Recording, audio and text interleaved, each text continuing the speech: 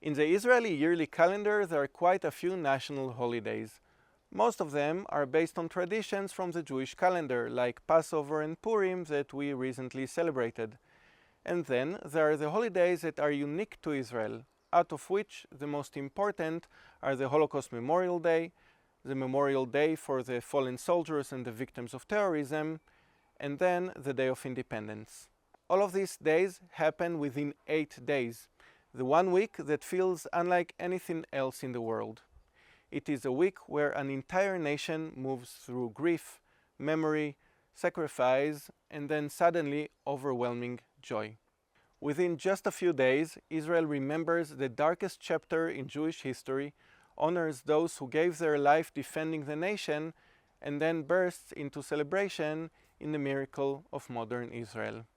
I am Itai, I'm a tour guide in Israel, and join me today to explore why are they so close to one another, what makes them so unique, and how come they include both the saddest and most joyful times of the Israeli year. The first event that starts the Week of Memory is the Holocaust Memorial Day that is situated shortly after Passover with the intention to connect it with the Warsaw Ghetto Revolt that started on Passover Eve at 1943. It starts with an opening ceremony at Yad Vashem, the National Holocaust Museum and Research Center, with survivors and the country's leadership. Every year, 6 survivors are chosen to light one of the 6 torches and tell their story. At exactly 10 in the morning, a siren sounds across the entire country, and when I say everything stops, I mean everything. For 2 full minutes, the entire nation stands in silence. A week after comes Memorial Day for the fallen soldiers and the victims of terrorism. Israel still maintains a compulsory military service, but in practice only about half of the Israelis who reach the age of 18 actually enlist in the military. The remaining half are mainly from the Arab and ultra-Orthodox communities, as well as religious observant women, many of whom don't enlist in the army. And still, the vast majority of Israeli citizens are in one way or another directly connected and knew somebody that was either killed or injured during his or her military service or in a terror attack, especially after October 7th and the war that followed. In this sense, it is very different from Memorial Day in the US, for example. Many people go to the military cemeteries to commemorate. 2 main ceremonies take place in the eve of Memorial Day at the Western Wall and in the noon after on Mount Herzl, which is the largest military cemetery in Israel, a bit similar to Arlington in the States. Many people who didn't even know anybody that is buried in a military cemetery go to the cemeteries, they look for a tomb that is maybe from 1948, from the War of Independence, and stand near it to pay their respect. During this Memorial Day, there are 2 sirens during which the country stands still. It really is a day in which you can feel that the air is more dense, heavy. People wearing jeans and white shirt with a memorial sticker, carrying the image of a flower called Dama Maccabim, the blood of the Maccabees, which blossoms around this time of the year and symbolizes the fallen soldiers. It truly is a day in which the country is focused on the memory and commemoration of the 25,648 fallen soldiers and 5,313 victims of terrorism as to this day. At the end of Memorial Day, one of the most unique ceremonies in the Israeli culture takes place. The ceremony takes place on the top of Mount Herzl, right near the tomb of Theodor Herzl, the founder of the Zionist movement. Memorial Day officially ends, and immediately after, Independence Day begins. There is no gap, no week in between, no emotional recovery period. The 2 days are connected to one another. This connection and transition from one to the other immediately is a message.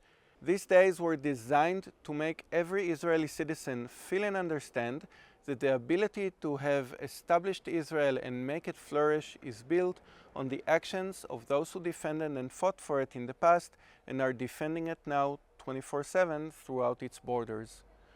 Freedom is not abstract here. It reminds me of a sentence that I saw engraved on George Washington's memorial in Philadelphia. Freedom is a light for which many have died in darkness. Then comes Yom Ha'atzmaut, Independence Day, and the emotional switch is astonishing. The second part of the ceremony at Mount Herzl is all about music, dancing, and the lighting of 12 torches commemorating the 12 tribes of Israel, by 12 people who are honored to tell their story, message, and contribution for the country. One moment, people are standing in cemeteries, and hours later, the skies are full of fireworks. Every city arranges music concert in the city squares, and the day that follows is mainly about barbecues, friends. It's actually intended with the idea to connect it to the sacrifices that were done in the temple 2000 years ago. The Day of Independence marks the Hebrew date when David Ben-Gurion declared the establishment of Israel in 1948.